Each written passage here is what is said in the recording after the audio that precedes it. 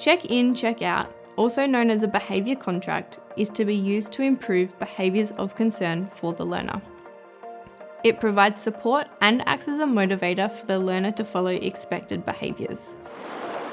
Check-in, check-out combines positive attention, frequent feedback, self-monitoring, and rewards to motivate and support the learner.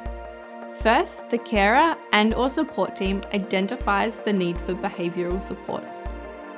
Next, the expected behaviours are defined using positive language. For example, instead of saying, "No yelling inside," say, "Quiet voices inside." Don't forget to practice. Make sure both the carer and the learner agree on what the behaviour looks like. The learner and carer then decide together what the learner's rewards, reinforcers, or incentive will be if they meet their behavioural expectations on the check-in, check-out. The learner and carer work together to decide what the goal is. For example, 5 smiley faces or 15 points.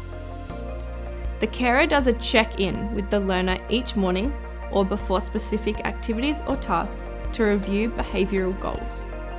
The learner may carry a point card with them throughout their day where they receive written feedback on their behaviours. On top of that, the learner's support team gives regular verbal feedback to the learner throughout the day, class, task, or activity. The majority of the feedback should be positive and specific praise for the appropriate behaviour.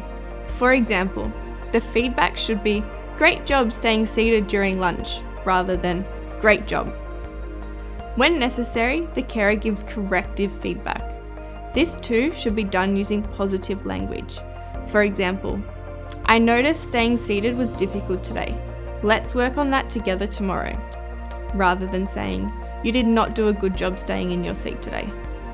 The carer does a check out with the learner at the end of the day or at a specific time or end of an activity. At this time, the carer gives additional verbal praise along with a reward if this was predetermined as part of the check-in, check-out, if the expectations were met.